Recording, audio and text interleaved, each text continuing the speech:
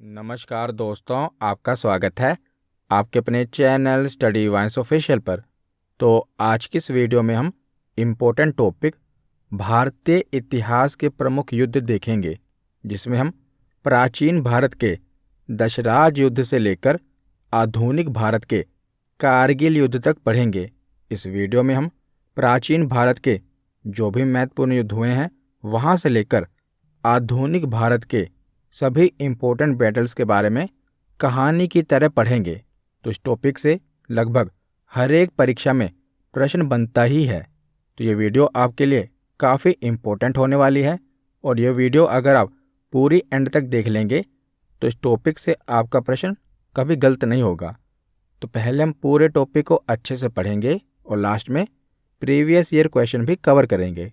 तो चलिए बिना देरी किए हुए वीडियो को शुरू करते हैं। तो चलिए वीडियो की शुरुआत करते हैं और हम प्राचीन भारत में चलते हैं। तो प्राचीन भारत का एक युद्ध है दशराज युद्ध। ये किसके बीच में हुआ था? तो राजा सुदास और पंचजन अन्य कबीलों के बीच में हुआ था, जिसमें जीत किसकी हुई थी? तो राजा सुदास की जीत हुई थी। तो दशराज युद्ध का उल्लेख किस में मिलता है? तो दशराज युद्ध का उल्लेख ऋग्वेद के 7वें मंडल में मिलता है।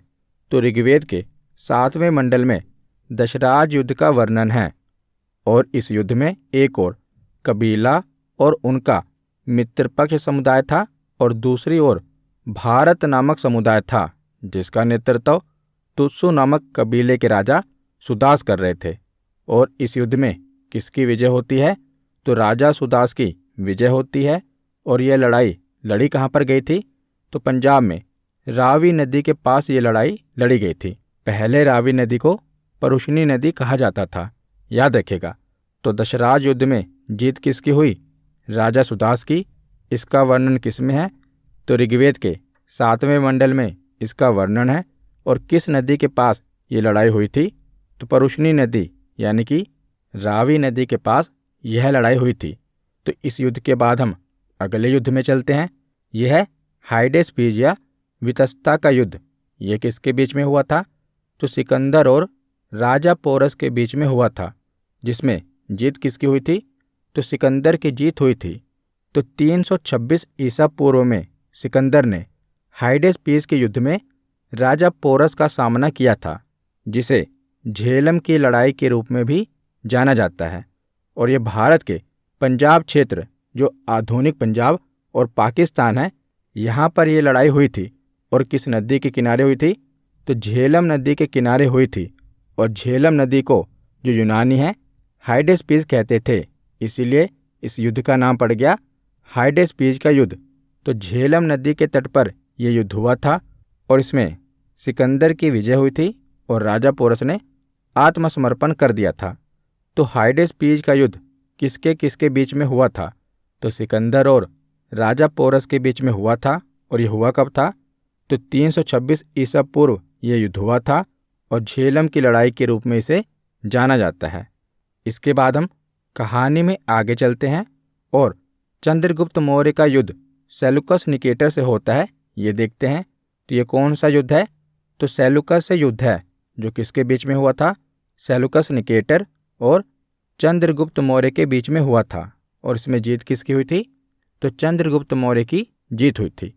तो यह युद्ध चंद्रगुप्त मौर्य और सेलुकस निकेटर के बीच में लड़ा गया था, और यह लड़ाई 305 और 303 ईसा पूर्व में लड़ी गई थी। तो ये लड़ाई 305 ईसा पूर्व से शुरू हुई, जब चंद्रगुप्त ने अभियानों की एक श्रृंखला का नेतृत्व करके भारतीय क्षत्रपों को वापस लेने की कोशिश की थी। तो जब चंद्रगुप्त मौर्य अखंड भारत बना रहे थे ना, तो जो भारत का पश्चिमी भाग है, जहाँ पर यूनानियों का कब्जा था, तो धीरे धीरे क्या कर रहे थे? चंद्रगुप्त मौर्य उसे भारत में मिला रहे थे। तो इसी बीच में क्या होता है कि जो पश्चिमी हिस्सा यूनानियों के बीच में होता है वो सेलुकस निकेटर के अंदर होता है। तो सेलुकस निकेटर ने अपने क्षेत्रों की रक्षा के लिए चंद्रगुप्त के खिलाफ लड़ाई लड़ी, लेकिन बाद में क्या होता है कि दोनों पक्षों ने 303 ईसा पूर्व में शांति बना ली। और इस युद्ध का परिणाम क्या होता है कि जो सेलुकस निकेटर होता है ये हार मान लेता है और अपनी बेटी का विवाह भी चंद्रगुप्त मौर्य के साथ करवा देता है। तो सेलुकस निकेटर क्या करता है, अपनी बेटी का विवाह चंद्रगुप्त मौर्य से करा देता है और चंद्रगुप्त को सिकंदर के द्वारा छोड़े गए क्षेत्रों को नियंत्रित करने की अनुमति दे देता है। और अब यह यानी कि सेलुकस निकेटर पश्चिम की ओर लौट जाता है। तो इस प्रकार जो सेलुकस का युद्ध होता है ये किसके बीच में होता है, तो सेलुकस निकेटर और चंद्रगुप्त मौर्य के बीच में होता है। और इसमें जीत किसकी होती है, तो चंद्रगुप्त मौर्य की जीत होती है। तो इसके बाद हम कहानी में आगे बढ़ते हैं और अगले युद्ध के बारे में पढ़ते हैं। तो अगला युद्ध है कलिंग युद्ध, जो किसके बीच में होता है, तो सम्राट अशोक और कलिंग के राजा अनंत पद्मनाभ के बीच में ये युद्ध होता है। और इसमें जीत किसकी होती है, तो सम्राट अशोक की जीत होती है। तो कलिंग युद्ध प्राचीन भारत में राजा अशोक के अधीन मौर्य साम्राज्य और कलिंग राज्य के बीच में लड़ा गया था। और ये युद्ध 261 ईसा पूर्व के आसपास लड़ा गया था, जिसमें लगभग 1 लाख लोग मारे गए थे और लगभग 1.5 लाख लोगों को बंदी बना लिया गया था। तो कलिंग युद्ध के कारण हुए भारी रक्तपात के कारण जो अशोक थे ये बहुत ही आहत हुए और इन्होंने स्वयं को बौद्ध धर्म में परिवर्तित कर लिया था। तो कलिंग युद्ध के बाद ही जो सम्राट अशोक थे ना, इन्होंने बौद्ध धर्म अपना लिया था। और जो ये कलिंग युद्ध है इसका वर्णन किसमें देखने को मिलता है, तो अशोक के शासनकाल के 14 प्रमुख शिलालेख मिले हैं, जिसमें से 13वें शिलालेख में कलिंग के युद्ध का वर्णन है। तो कलिंग के युद्ध का वर्णन कौन से शिलालेख में है, ये बहुत बार एग्जाम में पूछा गया है। तो ये 13वें शिलालेख में है। तो इसका वर्णन 13वें शिलालेख में है। तो कलिंग का युद्ध किसके बीच में होता है, सम्राट अशोक और कलिंग के राजा अनंत पद्मनाभ के बीच में होता है। और इसमें सम्राट अशोक की विजय होती है। और ये युद्ध कब लड़ा गया था, तो 261 ईसा पूर्व में लड़ा गया था। इसके बाद हम कहानी में और आगे बढ़ते हैं और भारत पर मुस्लिम आक्रमण देख लेते हैं। तो भारत पर सबसे पहले मुस्लिमों में अरब आक्रमण होता है, उसके बाद तुर्क आक्रमण होता है। तो भारत पर सबसे पहले अरब आक्रमणकारी कौन था, तो मोहम्मद बिन कासिम। जिसके बाद तुर्क आक्रमणकारी आए। तो तुर्क आक्रमणकारियों में कौन कौन से थे, महमूद गजनवी और मोहम्मद गौरी। तो भारत पर जो अरब आक्रमण हुआ था ये हम देखते हैं।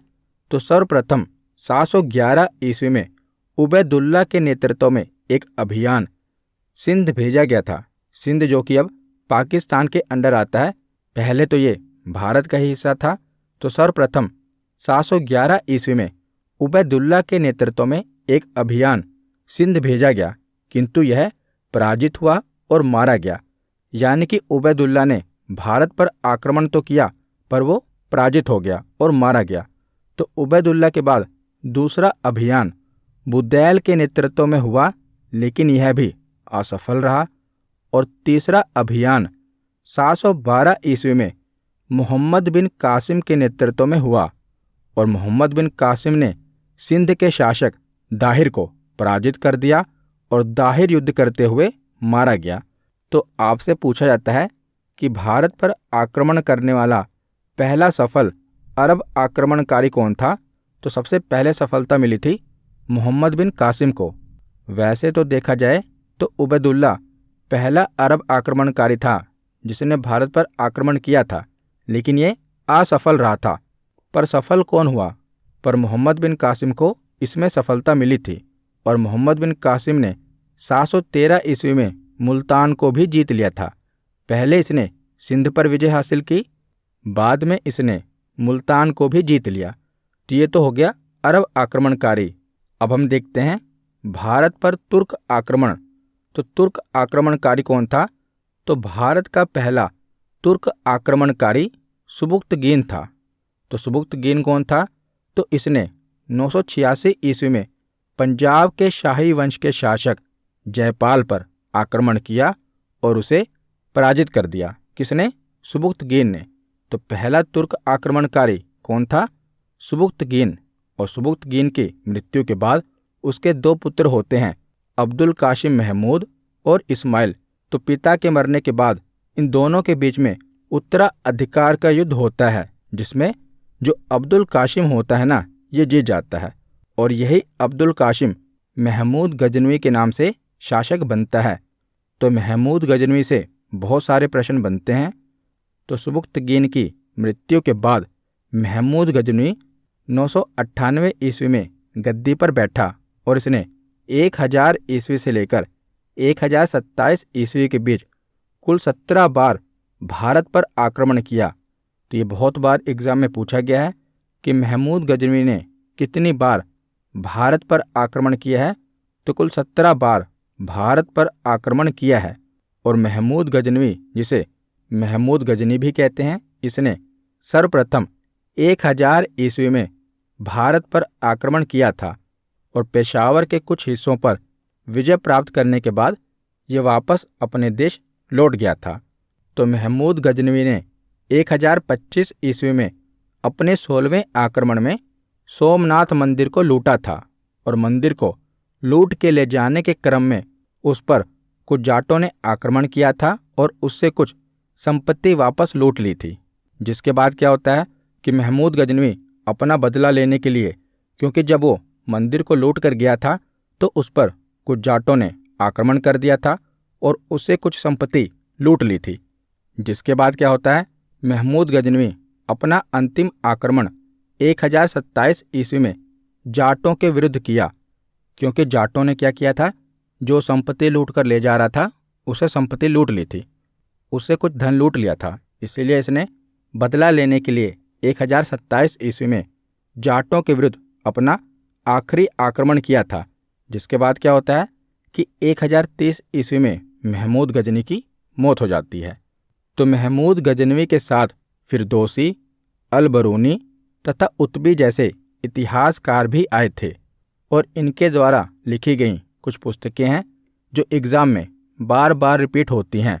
तो शाहनामा किसके द्वारा लिखी गई है? फिरदौसी के द्वारा।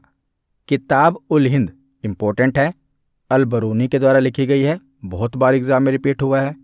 किताब उल यामिनी, ये पुस्तक किसके द्वारा लिखी गई है? तो उतबी के द्वारा लिखी गई है। शाहनामा फिरदौसी के द्वारा, किताब उल हिंद अल-बरूनी के द्वारा, किताब उल यामिनी उतबी के द्वारा। तो महमूद गजनवी के आक्रमण के बाद आगे हम मोहम्मद गोरी के आक्रमण पर चलते हैं। तो तराइन का प्रथम युद्ध, तीनों युद्धों को आपको एक साथ याद रखना है। पहला है तराइन का प्रथम युद्ध जो कि 1191 में हुआ था। दूसरा है तराइन का द्वितीय युद्ध जो कि 1192 में हुआ था। और तीसरा है चंदवार का युद्ध जो कि 1194 में हुआ था। तो सबसे पहले है तराइन का प्रथम युद्ध। तो जो तराइन का प्रथम युद्ध है ये पृथ्वीराज चौहान और मोहम्मद गोरी के बीच में हुआ था, जिसमें क्या होता है कि पृथ्वीराज चौहान मोहम्मद गोरी को हरा देते हैं और मोहम्मद गोरी निहत्था पड़ा होता है, लेकिन पृथ्वीराज चौहान उसको हरा तो देते हैं लेकिन उसे मारते नहीं और यहीं पर गलती कर देते हैं। जिसके बाद क्या होता है कि तराइन के दूसरे युद्ध में जो कि 1192 में होता है, अगले ही साल मोहम्मद गोरी दोबारा आक्रमण कर देता है और पृथ्वीराज चौहान को हरा देता है। पिछले युद्ध में क्या होता है कि पृथ्वीराज चौहान मोहम्मद गोरी को हरा देते हैं और मोहम्मद गोरी जमीन पर निहत्था लेटा होता है, लेकिन पृथ्वीराज चौहान निहत्थे पर आक्रमण नहीं करते, उसे मारते नहीं। और अगले ही वर्ष 1192 में मोहम्मद गोरी पृथ्वीराज चौहान को हरा देता है। तो तराइन का युद्ध 1191 और 92 की एक ऐसी श्रृंखला है जिसने पूरे उत्तर भारत को मुस्लिम नियंत्रण के लिए खोल दिया। और ये युद्ध मोहम्मद गोरी, जिसका मूल नाम क्या था, मुइजुद्दीन मोहम्मद बिन साम, और अजमेर तथा दिल्ली के चौहान राजपूत शासक पृथ्वीराज चौहान के बीच में हुआ था। तो उसके बाद है चंदवार का युद्ध जो कि 1194 ईस्वी में होता है और ये मोहम्मद गोरी जयचंद के बीच में होता है। जो जयचंद हैं ये पृथ्वीराज चौहान के ससुर थे। तो मोहम्मद गोरी जयचंद को भी हरा देता है। तो तराइन का प्रथम युद्ध 1191 में होता है।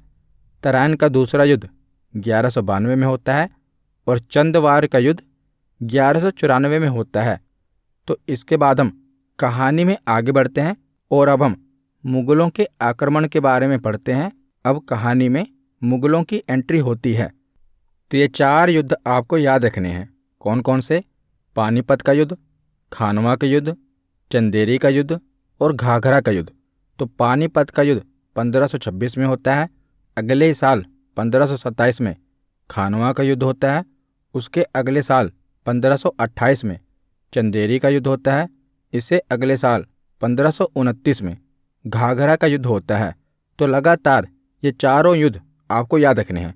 पानीपत का युद्ध, खानवा का युद्ध, चंदेरी का युद्ध और घाघरा का युद्ध।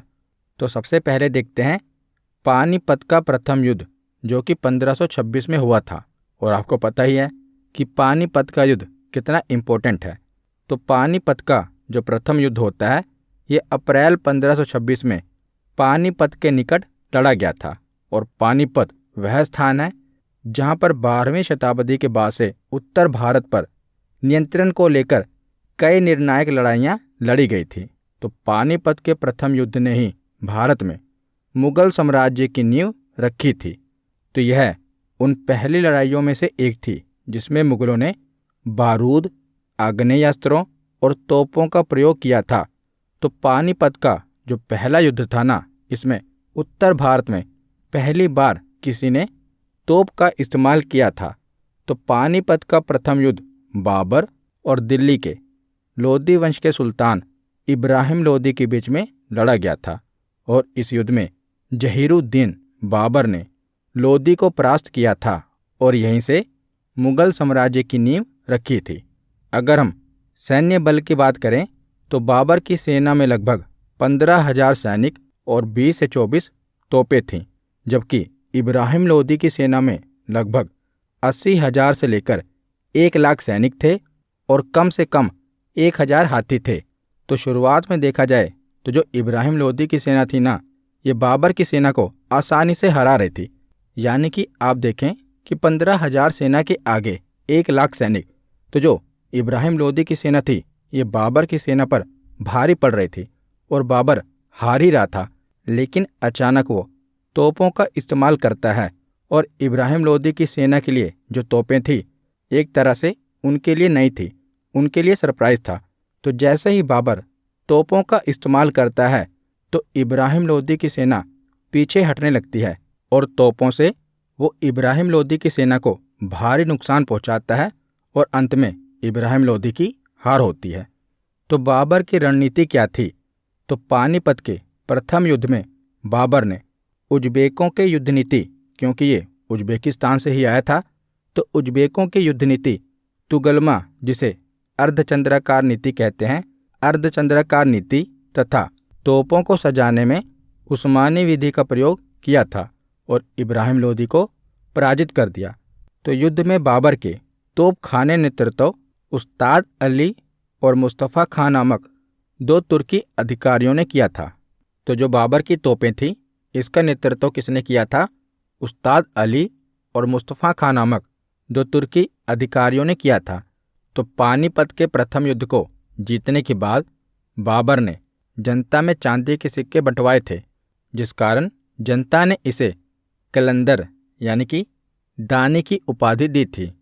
तो पानीपत के प्रथम युद्ध के बाद खानवा का युद्ध होता है 1527 में।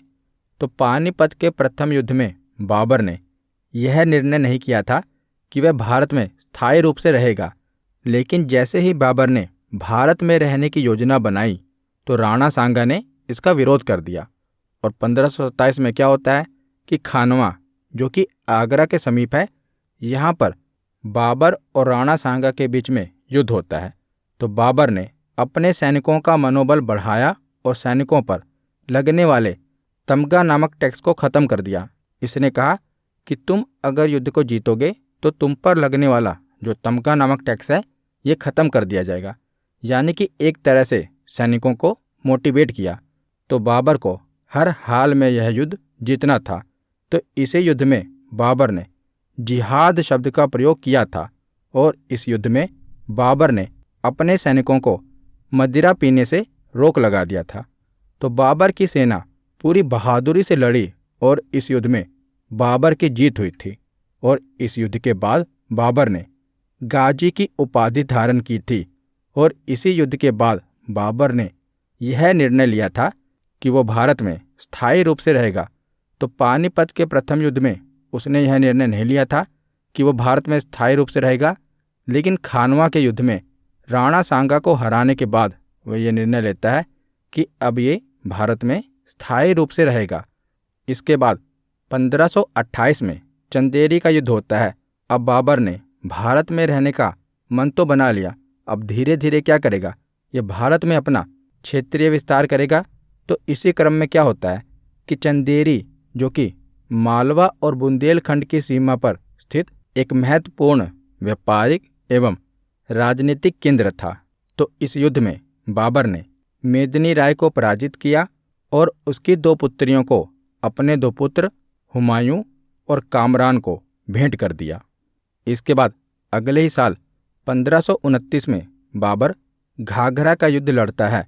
तो 1529 में इसने घाघरा के युद्ध में बिहार तथा अफगान के संयुक्त सेना को हरा दिया और इसका नेतृत्व महमूद लोदी ने किया था। किंतु बाबर ने अफगानों का पूर्णतः सफाया नहीं किया।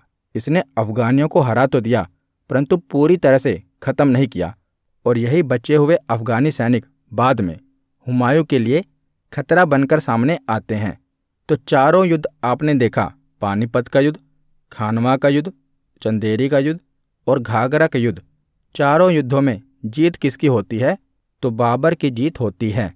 तो बाबर के बाद हम अब उसके बेटे हुमायूं पर चलते हैं। तो आपको ये दोनों युद्ध एक साथ याद रखने हैं, चौसा का युद्ध और कन्नौज का युद्ध।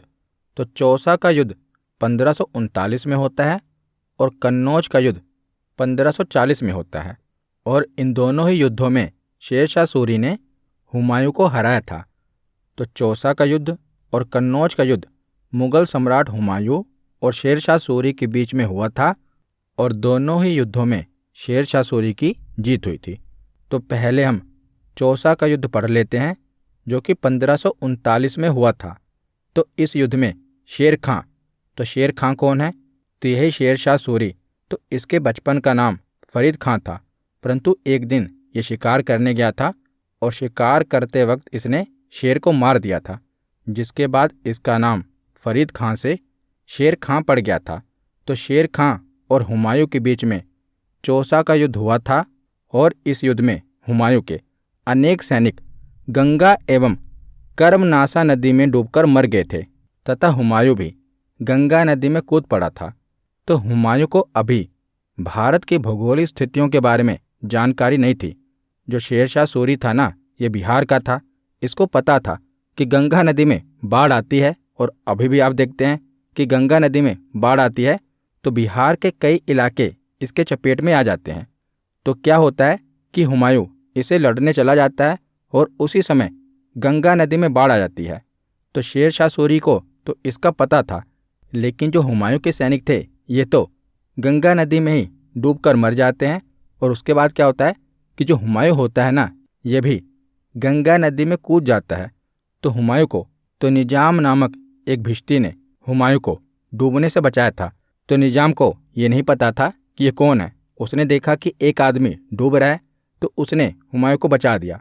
जिसके बाद क्या होता है, तो हुमायूं भाग जाता है, क्योंकि इसके सैनिक डूबकर मारे गए थे तो ये भाग जाता है।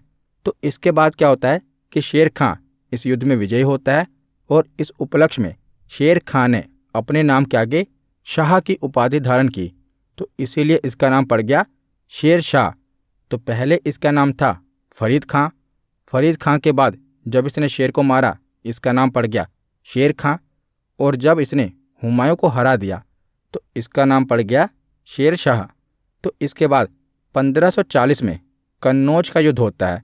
तो हुमायूं पहले तो डरकर भाग जाता है, लेकिन दोबारा वापस आता है और यह युद्ध शेरशाह सूरी और हुमायूं के बीच में होता है।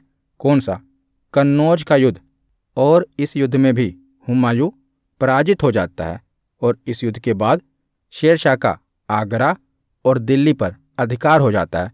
और जब तक शेर शाह सूरी रहता है ना, हुमायूं लौट कर वापस नहीं आता। तो शेर शाह सूरी के मरने के बाद जब इसके उत्तराधिकारी आते हैं ना, तो वो इतने प्रबल शासक नहीं होते, जिन्हें हुमायूं बाद में हरा देता है और दोबारा से मुगल साम्राज्य शुरू होता है। लेकिन जब तक शेर शाह सूरी था, हुमायूं छिपा रहता है। तो इस युद्ध के बाद शेर शाह सूरी का आगरा और दिल्ली पर अधिकार हो जाता है और हुमायूं को हराने के बाद इसने सुल्तान की उपाधि धारण की थी। तो कन्नौज के युद्ध में हुमायूं को हराने के बाद शेर शाह सूरी ने कौन सी उपाधि धारण की थी? सुल्तान की उपाधि धारण की थी। तो अगर आपको पूरा मुगल साम्राज्य डिटेल में पढ़ना है, जिसमें मैंने शेर शाह सूरी के बारे में भी पढ़ाया हुआ है, तो मैंने प्राचीन भारत, मध्यकालीन भारत और आधुनिक भारत को डिटेल में पढ़ा दिया है। आपको ये सभी वीडियोस प्लेलिस्ट में मिल जाएंगी। चैनल की प्लेलिस्ट में जाकर आप पूरे भारत के इतिहास को पढ़ सकते हैं। तो आगे अब हम पानीपत की दूसरी लड़ाई देखते हैं। तो पानीपत की दूसरी लड़ाई 5 नवंबर 1556 को अफगान बादशाह आदिल शाह सूर के सेनापति हेमू और अकबर के बीच में हुई थी। तो पानीपत की दूसरी लड़ाई कब हुई थी? 1556 में हुई थी। किसके बीच में हुई थी? तो हेमू और अकबर के बीच में हुई थी। जो हेमू था, ये आदिल शाह का सेनापति था। तो हेमू और अकबर के बीच में पानीपत की दूसरी लड़ाई होती है। तो हेमू के पास अकबर से कहीं अधिक बड़ी सेना थी तथा 1500 हाथी थे। तो प्रारंभ में क्या होता है कि मुगल सेना के मुकाबले में हेमू को सफलता प्राप्त होती है, लेकिन दुर्भाग्य से एक तीर हेमू की आंख में घुस गया और उसने ही युद्ध का पासा पलट दिया। तो पानीपत की दूसरी लड़ाई के फलस्वरूप अकबर की विजय हुई और दिल्ली और आगरा अकबर के अधिकार में आ गए। तो इस लड़ाई के बाद दिल्ली के तख्त के लिए मुगलों और अफगानों के बीच चलने वाला संघर्ष समाप्त हो गया और दिल्ली पर मुगलों का कब्जा हो गया। तो इसके बाद हम अगले युद्ध पर चलते हैं, हल्दी घाटी का युद्ध, जो कि 1576 ईस्वी में हुआ था और ये अकबर और महाराणा प्रताप के बीच में हुआ था। तो यह युद्ध 18 जून 1576 ईस्वी को लड़ा गया था और यह घुड़सवार सेना और धनुर्धारियों के बीच में लड़ा गया था, जिनका समर्थन और नेतृत्व मेवाड़ के महाराणा प्रताप और आमेर के राजा मान सिंह प्रथम के नेतृत्व में मुगल सम्राट अकबर की सेना ने किया था। तो अकबर की तरफ से कौन लड़ रहे थे? मान सिंह। तो इस युद्ध में महाराणा प्रताप को मुख्य रूप से भील जनजाति का समर्थन प्राप्त था। हालांकि जो ये युद्ध है, ये मेवाड़ की सेना की हार के साथ समाप्त होता है। तो हल्दी घाटी का युद्ध कब लड़ा गया था? तो 18 जून 1576 में लड़ा गया था। और किसके बीच में ये युद्ध हुआ था? तो अकबर और महाराणा प्रताप के बीच में ये युद्ध हुआ था। इसके बाद आगे हम चलते हैं और करनाल का युद्ध देखते हैं, जो कि 1739 में हुआ था। तो ये युद्ध नादिर शाह और मुगल सम्राट मोहम्मद शाह के बीच में हुआ था और इस युद्ध में नादिर शाह ने मुगल सम्राट मोहम्मद शाह को हराया था। तो जो मोहम्मद शाह है ना, मोहम्मद शाह के समय ईरान क्षेत्र का शासक नादिर शाह भारत पर आक्रमण करता है। ये मुगल सम्राट था और जो नादिर शाह था, ये ईरान क्षेत्र का शासक था। तो मोहम्मद शाह के समय ईरान क्षेत्र का शासक नादिर शाह भारत पर आक्रमण करता है। तो जो नादिर शाह था ना, ये शुरू में एक चरवाहा था, लेकिन बाद में चलकर ये फारस का शासक बनता है, ईरान का शासक बनता है। और 1736 में फारस का शासक बनने के बाद ये 1739 में भारत पर आक्रमण करता है और नादिर शाह को उसके आक्रमणों के कारण ईरान का नेपोलियन भी कहा जाता है। तो नादिर शाह को ईरान का नेपोलियन कहा जाता है। तो जो मोहम्मद शाह था ना, ये उस समय एक कमज़ोर शासक के रूप में सामने आता है और नादिर शाह आक्रमण करते हुए दिल्ली पहुंच जाता है और नादिर शाह लगभग 57 दिनों तक दिल्ली में रुकता है और बहुत सारा कत्ले आम मचाता है और बहुत सारा धन लूटता है। तो नादिर शाह लगभग 70 करोड़ की धनराशि और शाहजहां का बनवाया हुआ तख्ते ताउस, जिसे मयूर सिंहासन के नाम से जाना जाता है, और कोहिनूर हीरा भी लूटकर फारस ले जाता है।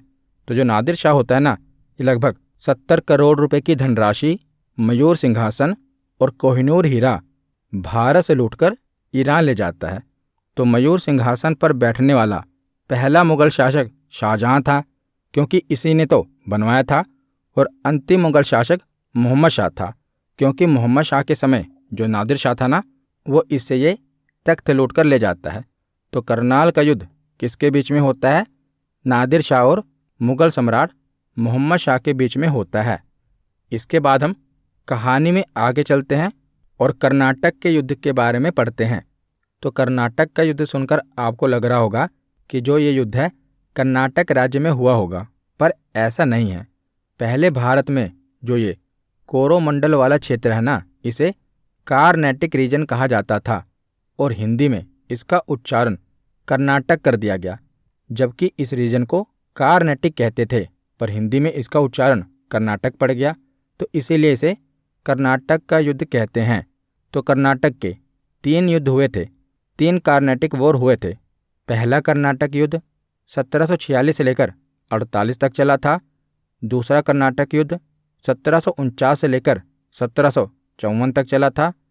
तीसरा कर्नाटक युद्ध 1756 से लेकर 1763 तक चला था।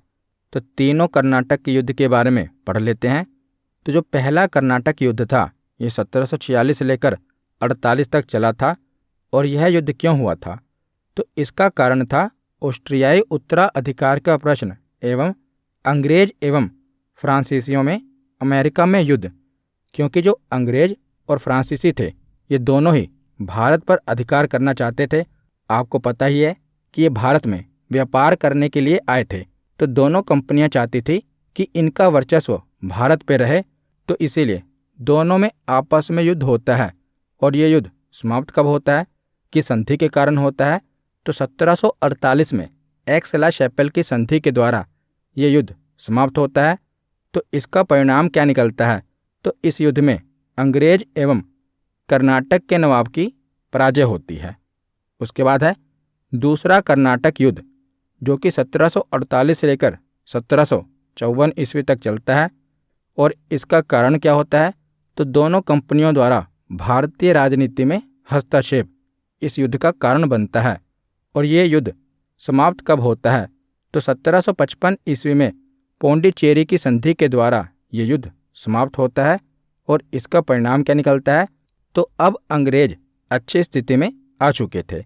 इसके बाद तीसरा कर्नाटक युद्ध होता है, 1756 से लेकर 1763 तक चलता है।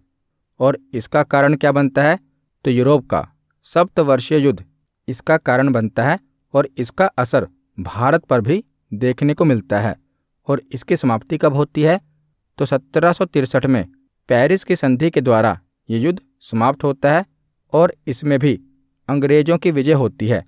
तो तीनों कार्नेटिक वॉर याद रखना। ये पूछा जाता है कि पहले कार्नेटिक युद्ध की समाप्ति की संधि के द्वारा हुई थी। तो 1748 में एक्स-ला-शैपेल की संधि के द्वारा पहला कार्नेटिक वॉर समाप्त हुआ था। दूसरा कार्नेटिक वॉर पौंडीचेरी की संधि के द्वारा। और तीसरा कार्नेटिक वॉर 1763 में पेरिस की संधि के द्वारा समाप्त हुआ था। ये संधियाँ पूछ ली जाती हैं, याद रखिएगा। तो इसके बाद आगे हम चलते हैं और प्लासी का युद्ध देखते हैं। तो सिराजुद्दौला को 1756 ईस्वी में बंगाल की सत्ता प्राप्त होती है। और इसके सत्ता में आने के बाद बहुत सारे लोगों में जलन की भावना पैदा होने लगती है। और जो बंगाल के नवाब सिराजुद्दौला थे ना, इनके ही अधिकारी इनसे असंतुष्ट थे। और इसका लाभ उठाकर जो क्लाइव है, रॉबर्ट क्लाइव, ये नवाब के विरुद्ध एक षड्यंत्र रचता है। ये क्या करता है कि जो नवाब का मुख्य सेनापति था मीर जाफ़र, उसे अपने संग मिला लेता है। ये मीर जाफ़र को ये लालच देता है कि तुम मेरे साथ मिल जाओ तो सिराजुद्दौला को हटाकर मैं तुम्हें बंगाल का नवाब बना दूंगा। तो रॉबर्ट क्लाइव इस षड्यंत्र में सिराजुद्दौला के ही सेनापति मीर जाफ़र को मिला लेता है। उसके दीवान राय दुर्लभ को भी अपने षड्यंत्र में शामिल कर लेता है। इसके सैनिक अधिकारी यार लतीफ़ को भी अपने संग मिला लेता है। और बंगाल का एक व्यापारी जगत सेठ भी रॉबर्ट क्लाइव के इस षड्यंत्र में आर्थिक मदद करता है। तो जो प्लासी का युद्ध था ये 23 जून 1757 ईस्वी में हुआ था। तो जो प्लासी है ये भागीरथी नदी के तट पर स्थित है और यह युद्ध क्लाइव की नेतृत्व वाली एक छोटी सी अंग्रेजी सेना और बंगाल के नवाब सिराजुद्दौला की 50,000 सेना के साथ हुआ था।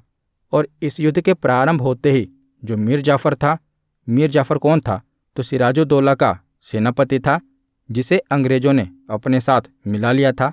तो युद्ध के प्रारंभ होते ही मीर जाफर अपनी सेना लेकर अलग हो गया और अंततः इस युद्ध में जो नवाब सिराजुद्दौला था ना, ये पराजित होकर मुर्शिदाबाद भाग गया।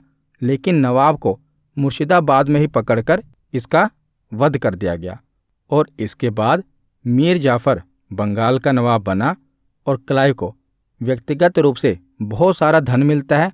और इस तरह प्लासी के युद्ध ने भारत में अंग्रेजी प्रभुसत्ता की नींव डाल दी और ईस्ट इंडिया कंपनी को 24 परगना जिले की दीवानी भी प्राप्त हुई। तो यह प्लासी का युद्ध जो कि 1757 में हुआ। और इसके बाद है बक्सर का युद्ध जो कि 1764 में होता है। तो बक्सर का युद्ध किसके बीच में होता है? तो ईस्ट इंडिया कंपनी जिसका नेतृत्व हेक्टर मुनरो कर रहा था। तो ईस्ट इंडिया कंपनी का युद्ध बंगाल के नवाब, अवध के नवाब और मुगल बादशाह के साथ होता है। तो बंगाल के नवाब कौन थे? मीर कासिम। अवध के नवाब कौन थे? शुजाउद्दौला। और मुगल बादशाह कौन थे? तो शाह आलम द्वितीय। तो ये तीनों मिलकर ईस्ट इंडिया कंपनी के साथ युद्ध करते हैं। तो बक्सर का युद्ध कब हुआ था? तो 23 अक्टूबर 1764 ईस्वी में बक्सर का युद्ध हुआ था। तो मीर कासिम अंग्रेजों से परास्त होकर शुजाउद्दौला के पास पहुंचा और इस समय वहां पर मुगल सम्राट शाह आलम द्वितीय भी उपस्थित थे। तो इन तीनों ने अंग्रेजों के विरुद्ध संयुक्त मोर्चे का निर्माण किया और तीनों अपनी सेना लेकर बक्सर पहुंचे और अंग्रेजों से युद्ध किया। और अंग्रेजी सेना का नेतृत्व कौन कर रहा था? तो हेक्टर मुनरो ने अंग्रेजी सेना का नेतृत्व किया था। और इस युद्ध में संयुक्त मोर्चे की शक्तियां पराजित हुईं और मीर कासिम जो कि बंगाल का नवाब था, ये युद्धभूमि से भाग गया, जबकि शुजाउद्दौला और शाह आलम द्वितीय ने आत्मसमर्पण कर दिया। जिसके बाद इनके बीच में संधि होती है। तो ये संधि भी पूछी जाती है। कौन सी संधि होती है? इलाहाबाद की संधि होती है। तो इलाहाबाद की प्रथम संधि 12 अगस्त 1765 को होती है, जो कि मुगल सम्राट शाह आलम द्वितीय और अंग्रेजों के बीच में होती है। तो इस संधि की मुख्य शर्तें क्या थी? तो इस संधि की पहली शर्त थी कि कंपनी अवध के नवाब से इलाहाबाद और कड़ा 2 जिले लेकर इसे मुगल सम्राट को देगी और कंपनी मुगल सम्राट को 26 लाख रुपए पेंशन के रूप में देगी। और मुगल सम्राट इसके बदले में कंपनी को क्या देगा? तो बंगाल, बिहार और उड़ीसा की जो दीवानी है, यानी कि यहाँ पर अब जो ईस्ट इंडिया कंपनी है आसानी से व्यापार कर सकती है और आसानी से टैक्स वसूल सकती है। तो आप देख रहे हैं बंगाल, बिहार और उड़ीसा की जो दीवानी है ये किसे मिल गई? तो ईस्ट इंडिया कंपनी को मिल गई। तो ये तो हो गई मुगल बादशाह के साथ संधि। और दूसरी संधि किसके साथ होती है? तो अवध के नवाब शुजाउद्दौला के साथ होती है। और ये संधि 16 अगस्त 1765 में होती है। किसके बीच में? अवध के नवाब शुजाउद्दौला और ईस्ट इंडिया कंपनी के बीच में। तो पहली शर्त क्या थी संधि की? तो जो कंपनी है अवध के नवाब से इलाहाबाद और कड़ा का जिला प्राप्त करके किसे सौंप देगी? तो पीछे हमने पढ़ा मुगल सम्राट को सौंप देगी। दूसरी शर्त क्या थी? कि अवध के नवाब पर हर्जाने के रूप में 50 लाख रुपए एवं चुनार का किला कंपनी प्राप्त करेगी। कंपनी को अवध में कर मुक्त व्यापार करने का अधिकार होगा, यानी कि अब ईस्ट इंडिया कंपनी अवध में भी टैक्स फ्री व्यापार कर सकती है। और चौथी शर्त क्या थी? कि अवध की सुरक्षा के लिए अवध में एक अंग्रेजी सेना रखी जाएगी, जिसका खर्च भी अवध का नवाब ही देगा। तो अवध के नवाब को ये सारी शर्तें माननी पड़ती है। क्यों माननी पड़ती है? क्योंकि ये हार गया था। तो 1765 से लेकर 1772 तक बंगाल में द्वैध शासन चलता रहा। द्वैध शासन यानी कि 2 शासन, एक तो बंगाल के नवाब का शासन और दूसरा ईस्ट इंडिया कंपनी का शासन। तो 1772 में वारेन हेस्टिंग बंगाल का गवर्नर बनकर आया था और इसने द्वैध शासन को समाप्त करके बंगाल में कंपनी का ही शासन स्थापित कर दिया, यानी कि बंगाल के नवाब का शासन ही खत्म कर दिया। अब कंपनी का शासन स्थापित कर दिया। अब इसके बाद हम पानीपत का तीसरा युद्ध देखते हैं। हमने पानीपत के 2 युद्ध देख लिए, अब हम पानीपत का तीसरा युद्ध देखते हैं जो कि 1761 में हुआ था। पानीपत का पहला युद्ध 1526 में हुआ था, दूसरा युद्ध 1556 में और तीसरा 1761 में हुआ था। तो पानीपत का तीसरा युद्ध अहमद शाह अब्दाली और मराठाओं के बीच में हुआ था। और मराठाओं की तरफ से कौन कौन थे? सदाशिवराव, विश्वासराव और शमशेर बहादुर। तो पानीपत के तीसरे युद्ध में क्या हुआ था? तो पानीपत का तृतीय युद्ध अफगान शासक अहमद शाह अब्दाली एवं मराठों के बीच में लड़ा गया था। और इस युद्ध का जो मुख्य कारण था, ये दिल्ली एवं पंजाब की राजनीति में मराठों का हस्तक्षेप था।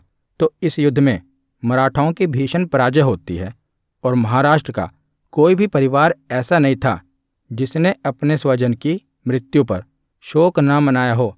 तो यह युद्ध मराठाओं के लिए राष्ट्रीय विपत्ति के समान थी। इस युद्ध का नेतृत्व पेशवा बालाजी बाजीराव का चचेरा भाई सदाशिवराव भाऊ एवं पेशवा का पुत्र विश्वासराव कर रहे थे और मराठाओं की ओर से तोपखाने का नेतृत्व इब्राहिम गारदी ने किया था।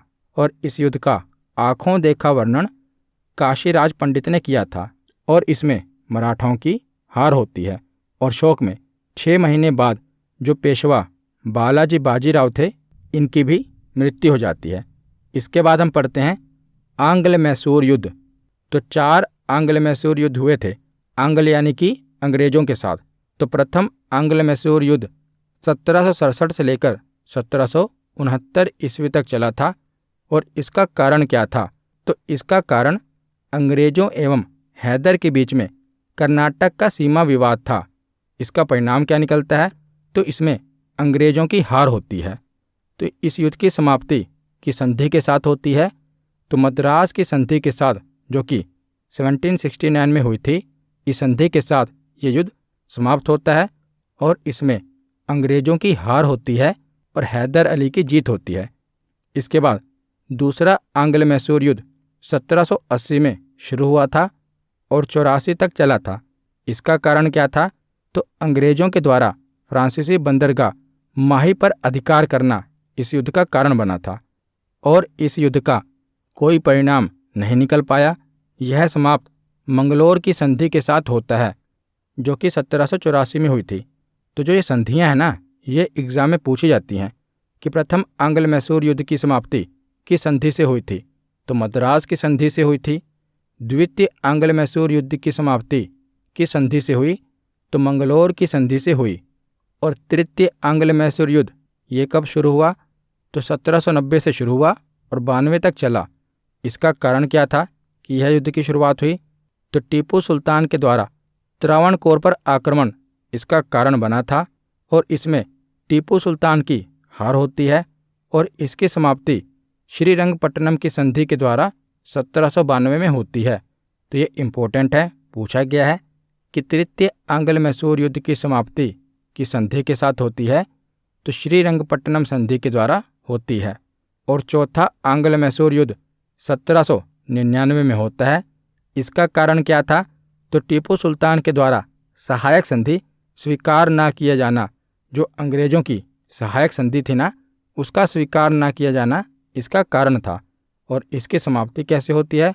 तो टीपू के वध के साथ ही इसकी समाप्ति होती है। तो ये चारों आंग्ल मैसूर युद्ध हैं और इनकी संधियां आपको याद रखनी है, क्योंकि जो संधियां हुई हैं ना, यही एग्जाम में पूछी जाती हैं। तो आंग्ल मैसूर युद्ध के बाद हम आंग्ल मराठा संघर्ष देखते हैं। तो 3 आंग्ल मराठा युद्ध हुए थे। पहला आंग्ल मराठा युद्ध 1775 से लेकर 1782 तक चला था।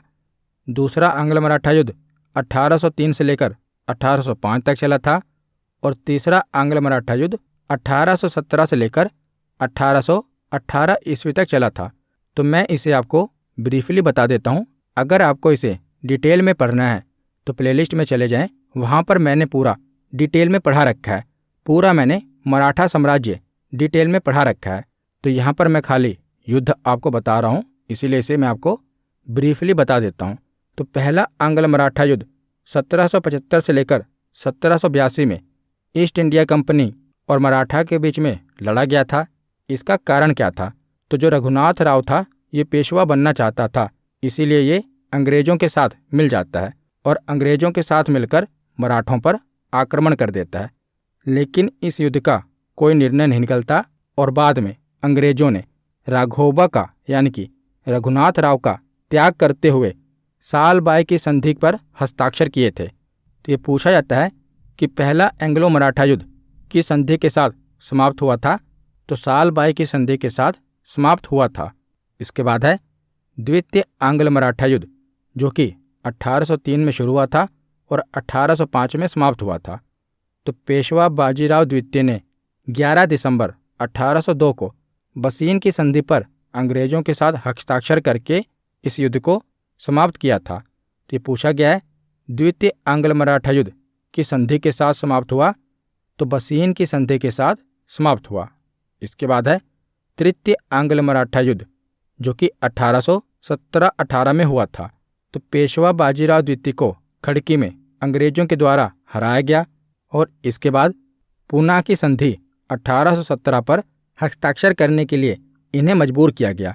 जिसके बाद क्या होता है कि जून 1818 में पेशवा बाजीराव द्वितीय ने आत्मसमर्पण कर दिया और तब अंग्रेजी कंपनी के द्वारा पेशवा के पद को ही समाप्त कर दिया गया।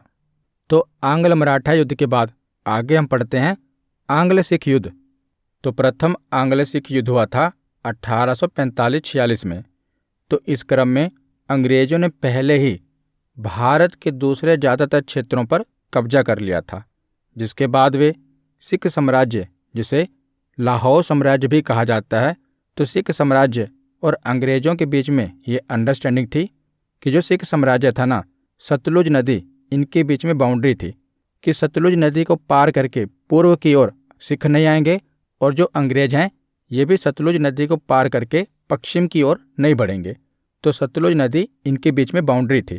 तो लाहौर साम्राज्य, क्योंकि सिख सतलुज नदी के पश्चिम में लाहौर क्षेत्र पर अपना शासन कर रहे थे और जो अंग्रेज थे ये इस क्षेत्र पर भी अधिकार करना चाहते थे, तो उस समय अंग्रेजी गवर्नर जनरल लॉर्ड हार्डिंग थे और अंग्रेजी कंपनी ने 1845 ईस्वी में सतलुज नदी की सीमा रेखा पर बहुसंख्या में अंग्रेजी सिपाहियों को भेजना शुरू कर दिया। जिसके बाद क्या होता है, और इसी क्रम में कुछ सिख सिपाहियों के द्वारा भी सतलुज नदी को पार कर दिया गया, क्योंकि अंग्रेजों ने क्या किया, उन्होंने भी सतलुज नदी के पास अपने सैनिक भेजने शुरू कर दिए, एक तरह से सिखों को उकसाया।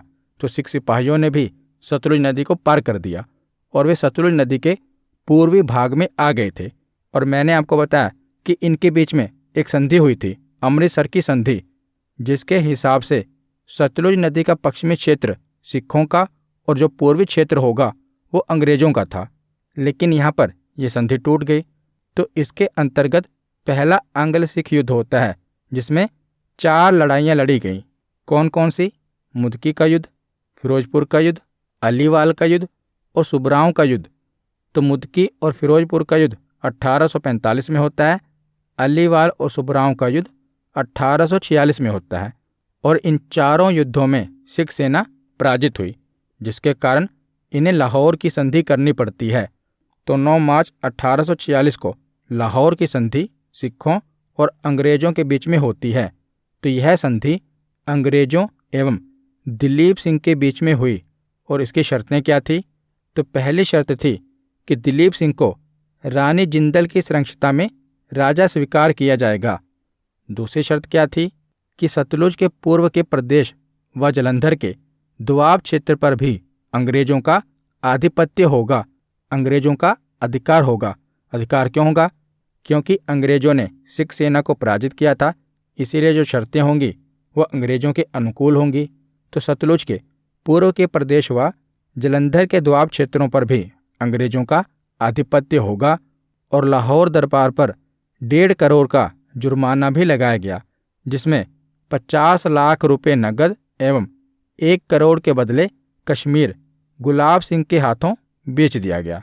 तो 1 करोड़ के बदले कश्मीर को बेच दिया गया और सिख सैनिकों की संख्या भी कम एवं निश्चित कर दी गई और लाहौर में एक अंग्रेज रेजिडेंट की भी नियुक्ति की गई और अंग्रेजों के परामर्श के बिना किसी भी विदेशी को सेना में नहीं रखा जाएगा। तो इस प्रकार की कुछ शर्तें रखी गई, जिसके बाद क्या हुआ कि 1846 में सिखों ने दोबारा से विद्रोह कर दिया और अंग्रेजी सेना ने दोबारा से इस विद्रोह को दबा दिया और फिर से इनके बीच में भैरववाल की संधि होती है, जो कि 16 दिसंबर 1846 में होती है। तो इसकी शर्तें क्या थी? तो पहली शर्त थी कि रानी जिंदल की संरक्षता समाप्त कर दी गई और उन्हें 1.5 लाख रुपए वार्षिक पेंशन देने का प्रावधान किया गया। दूसरी शर्त थी कि अंग्रेज रेजिडेंट की अध्यक्षता में 8 सिख सरदारों की एक परिषद बनाई जाएगी, जो कि पूरे शासन का देखभाल करेंगी। और तीसरी शर्त थी कि लाहौर में एक अंग्रेजी सेना रखी जाएगी, जिसका खर्च कौन देंगे? तो दिलीप सिंह देंगे। इसके बाद आगे देखते हैं दूसरा आंग्ल सिख युद्ध, जो कि 1848 में होता है। तो प्रथम आंग्ल सिख युद्ध के बाद जो दो बहुत ही अपमानजनक संधियां हुई थी, इसके बाद जो सिख थे ये काफ़ी नाखुश थे और इसी क्रम में 1848 के समय अंग्रेजों के नियंत्रण में मुल्तान क्षेत्र के गवर्नर दीवान मूलराज थे। तो ब्रिटिश प्रतिनिधि हेनरी लॉरेंस ने दीवान मूलराज से ज़्यादा और बढ़े हुए राजस्व को मांगा, परंतु जो दीवान मूलराज थे ना, इन्होंने बढ़े हुए राजस्व को देने से इनकार कर दिया और ब्रिटिश प्रतिनिधि हेनरी लॉरेंस के विरुद्ध लड़ने की तैयारी कर ली थी। और ब्रिटिश प्रतिनिधि हेनरी लॉरेंस और अंग्रेजों ने मुल्तान के दीवान मूलराज को हटाकर नए सिख गवर्नर को नियुक्त करने का फैसला लिया, क्योंकि जो दीवान मूलराज थे वो उनकी बातें मान नहीं रहे थे। तो मूलराज को इसीलिए नियुक्त किया गया था कि वो टैक्स वसूल कर अंग्रेजों को दे, परंतु इसने टैक्स देने से इनकार कर दिया। जिसके बाद क्या हुआ कि अंग्रेजों ने नए सिख गवर्नर को नियुक्त करने का फैसला लिया, पर मुल्तान की प्रजा ने अंग्रेजों के इस फैसले को नहीं माना और वहाँ की प्रजा दीवान मूलराज के साथ खड़ी हो गई और उसका सहयोग करने लग गई। और इसी क्रम में अंग्रेजों ने मुल्तान में एक नए सिख गवर्नर को 2 ब्रिटिश अफसरों के साथ भेजा, जिनका नाम था लेफ्टिनेंट पैट्रिक वेंस एगेन्यू और लेफ्टिनेंट एंडरसन। तो 2 ब्रिटिश अफसरों के साथ अंग्रेजों ने मुल्तान में एक नए सिख गवर्नर को भेजा, परंतु मुल्तान की प्रजा ने इन दोनों ब्रिटिश अफसरों को जान से मार दिया और इसके साथ साथ कुछ सिख सिपाही भी दीवान मूलराज के साथ जुड़ जाते हैं और अंग्रेजों के विरुद्ध फिर से एक विद्रोह छिड़ जाता है। तो दूसरा आंग्ल सिख युद्ध 1848-49 में होता है और इसके अंतर्गत 3 लड़ाइयाँ लड़ी गईं। तो पहला युद्ध होता है रामनगर का युद्ध, जो कि 1848 में होता है और इसमें अंग्रेज विजयी होते हैं। दूसरा युद्ध होता है चिलियांवाला का युद्ध, जो कि 1849 में होता है, इसमें सिख विजयी होते हैं। तो ये इम्पोर्टेंट है, चिलियांवाला के युद्ध में सिख विजयी होते हैं। तीसरा युद्ध होता है गुजरात नगर का युद्ध, ये 1849 में होता है और इसमें भी अंग्रेज विजयी होते हैं। तो इसके बाद क्या होता है कि जो सिख सेना होती है वो आत्मसमर्पण कर देती है और इस समय अंग्रेजों का सेनापति कौन था? तो ह्यूगोफ, ये अंग्रेजों का सेनापति था। तो 1849 ईस्वी में सिख राज्य को भी अंग्रेजी राज्य में मिला लिया गया और दिलीप सिंह को पेंशन देकर रानी जिंदल के साथ इंग्लैंड में पढ़ाई करने के लिए भेज दिया गया। तो इस प्रकार सिख राज्य को भी अंग्रेजों के द्वारा मिला लिया जाता है। तो आखिर में हम जो भारत की रिसेंट में वॉर हुई हैं वो देख लेते हैं, जैसे कि भारत चीन युद्ध, जो कि 1962 में हुई थी। तो चीन के द्वारा 20 अक्टूबर 1962 को अप्रत्याशित रूप से भारत पर हमला किया गया था, जिसे 1962 के भारत चीन युद्ध के नाम से भी जाना जाता था। और चीन की पीपल्स लिबरेशन आर्मी ने लद्दाख में और मैकमोहन रेखा के पार भारत पर आक्रमण किया और चीन के द्वारा युद्ध विराम की घोषणा के बाद 21 नवंबर 1962 को ये युद्ध समाप्त हुआ था और चीन ने अक्साई चीन में लगभग 14,700 वर्ग मील क्षेत्र पर अवैध नियंत्रण बरकरार रखा है, जो कि लद्दाख का एरिया है और यह क्षेत्र दोनों देशों के बीच में विवाद का विषय बना रहा है। तो इस युद्ध के बाद चीन ने हमारे क्षेत्र पर लद्दाख के कुछ एरिया में अवैध रूप से कब्जा कर लिया। तो भारत चीन युद्ध के बाद पाकिस्तान भी भारत पर आक्रमण कर देता है, क्योंकि इसको लगता है कि इस समय भारत के हालात सही नहीं हैं, क्योंकि अभी अभी भारत ने एक युद्ध लड़ा है, तो इसीलिए पाकिस्तान ने भी 1965 में भारत पर आक्रमण कर दिया। तो 1965 का भारत पाक युद्ध अप्रैल 1965 और सितंबर 1965 के बीच में हुआ था, और यह वास्तविक युद्ध था। ये 17 दिन का था और इसमें भारत को जीत मिली थी, यानी कि भारत की जीत हुई थी। जिसके बाद क्या होता है कि ताशकंद का समझौता होता है, इम्पोर्टेंट है। तो ताशकंद समझौता भारत पाकिस्तान युद्ध को समाप्त करने के लिए 1965 में भारत और पाकिस्तान के द्वारा हस्ताक्षरित एक शांति संधि थी। तो 10 जनवरी 1966 को लाल बहादुर शास्त्री और पाकिस्तान के तत्कालीन राष्ट्रपति मोहम्मद अयूब खान ने ताशकंद समझौते पर हस्ताक्षर किए थे। जो ताशकंद है ये उज्बेकिस्तान की राजधानी है। तो सोवियत संघ, जो कि वर्तमान में रूस है, उस समय ये सोवियत संघ का पार्ट था। तो सोवियत संघ के प्रधानमंत्री अलेक्सी कोशियन ने इस समझौते की मध्यस्थता की थी। तो पार्टियों ने सहमति व्यक्त की तथा सभी सशस्त्र बलों ने 5 अगस्त 1965 से पहले की स्थिति में वापस ले लिया जाएगा। इस संधि में क्या कहा गया कि जो पहले की स्थिति थी ना, उसी में जो सेनाएं थी वो वापस लौट जाएंगी, जबकि इसमें नुकसान भारत को ही हुआ, क्योंकि जो भारतीय सेना थी ये पाकिस्तान की सीमा के बहुत अंदर तक पहुंच चुकी थी, लेकिन फिर से इसे वापस लौटना पड़ता है। तो ताशकंद घोषणा के बाद उसी दिन ताशकंद में ही लाल बहादुर शास्त्री की भी मृत्यु हो गई। जो हमारे भारत के प्रधानमंत्री थे ना, इस घोषणा के बाद उसी दिन इनकी भी अचानक से मृत्यु हो जाती है। तो इसके बाद पाकिस्तान फिर से 1971 में युद्ध करता है। तो 1971 में भारत ने पाकिस्तान के खिलाफ युद्ध जीता, जिसके परिणाम स्वरूप बांग्लादेश का जन्म हुआ था। तो पाकिस्तान से बांग्लादेश आज़ाद कब हुआ था? तो 1971 में हुआ था। इसके बाद है कारगिल युद्ध, जो कि 1999 में भारत पाकिस्तान के बीच में हुआ।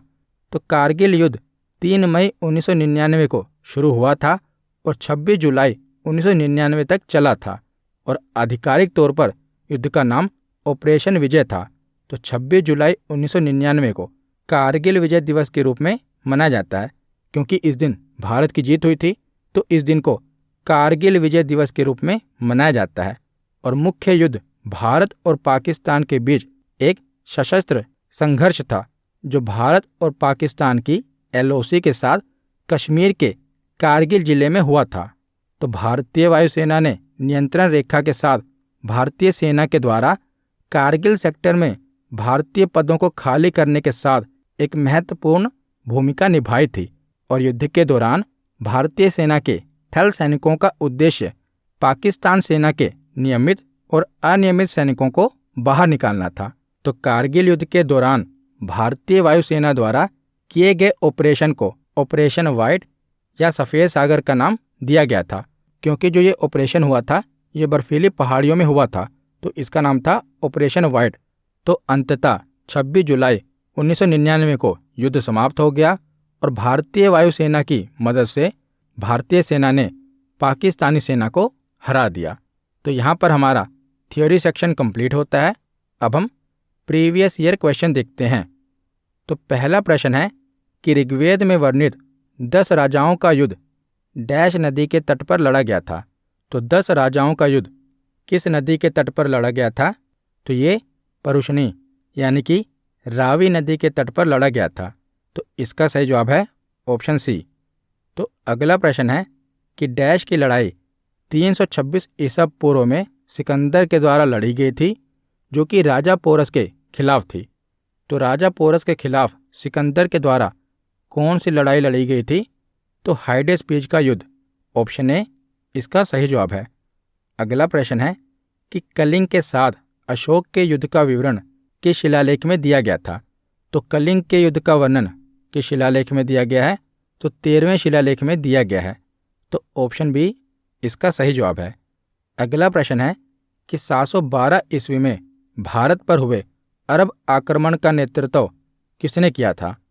तो भारत पर हुए अरब आक्रमण का नेतृत्व मोहम्मद बिन कासिम ने किया था। तो इसका सही जवाब है ऑप्शन डी। अगला प्रश्न है कि तराइन का प्रथम युद्ध कब लड़ा गया था? तो तराइन का प्रथम युद्ध 1191 में लड़ा गया था और यह पृथ्वीराज चौहान और मोहम्मद गौरी के बीच में लड़ा गया था, जिसमें पृथ्वीराज चौहान की जीत हुई थी। तो ऑप्शन बी इसका सही जवाब है। अगला प्रश्न है कि तराइन के युद्ध में 1192 में पृथ्वीराज चौहान डैश के हाथों पराजित हुए थे। तो जो तराइन का द्वितीय युद्ध था, दूसरा युद्ध था, इसमें पृथ्वीराज चौहान की हार हुई थी। किसके हाथों से हार हुई थी? तो मोहम्मद गौरी के हाथों से हार हुई थी। तो इसका सही जवाब है ऑप्शन ए। अगला प्रश्न है कि चौसा का युद्ध किसके बीच में लड़ा गया था? तो बताइए, चौसा का युद्ध किसके बीच में लड़ा गया था? तो ये हुमायूं और शेर शाह सूरी के बीच में लड़ा गया था, जिसमें शेर शाह सूरी ने हुमायूं को हराया था। तो इसका सही जवाब है ऑप्शन ए। अगला प्रश्न है कि पानीपत की पहली लड़ाई किस वर्ष में लड़ी गई थी? तो पानीपत की पहली लड़ाई 1526 में लड़ी गई थी। पहली लड़ाई 1526 में, दूसरी 1556 में और तीसरी लड़ाई 1761 में लड़ी गई थी। तो इसका सही जवाब क्या होगा? 1526। तो ऑप्शन बी इसका सही जवाब है। अगला प्रश्न है कि प्लासी का युद्ध किसके बीच में लड़ा गया था? तो जो प्लासी का युद्ध था, ये बंगाल के नवाब सिराजुद्दौला और अंग्रेजों के बीच में हुआ था। तो इसका सही जवाब क्या होगा? Option B. अगला प्रश्न है कि बक्सर का युद्ध किस वर्ष में लड़ा गया था? तो प्लासी का युद्ध 1757 में हुआ था और बक्सर का युद्ध 1764 में हुआ था। तो इसका सही जवाब क्या होगा? Option D. अगला प्रश्न है कि पानीपत का तीसरा युद्ध किसके बीच में हुआ था? तो पानीपत का तीसरा युद्ध 1761 में हुआ था और किसके बीच में हुआ था? तो अहमद शाह अब्दाली और मराठा के बीच में पानीपत का तीसरा युद्ध हुआ था। तो इसका सही जवाब क्या है? Option D. अगला प्रश्न है कि प्रथम आंग्ल मैसूर युद्ध किसके बीच में लड़ा गया था? तो प्रथम एंग्लो मैसूर युद्ध किसके बीच में लड़ा गया था? तो हैदर अली और अंग्रेजों के बीच में पहला आंग्ल मैसूर युद्ध लड़ा गया था। तो इसका सही जवाब क्या है? Option A. तो अगला प्रश्न है कि भारत चीन युद्ध हुआ था। तो भारत चीन युद्ध कब हुआ था? तो 1962 में हुआ था। तो इसका सही जवाब क्या है? Option A. तो आज का आखिरी प्रश्न है कि निम्नलिखित में से किस नेता ने ताशकंद समझौते पर हस्ताक्षर किए थे? तो किसने हस्ताक्षर किए थे? तो लाल बहादुर शास्त्री और अयूब खान ने। तो ऑप्शन सी इसका सही जवाब है। तो आज की ये वीडियो यहीं पर ख़त्म होती है। कैसी लगी ये वीडियो कमेंट सेक्शन में ज़रूर बताना। धन्यवाद।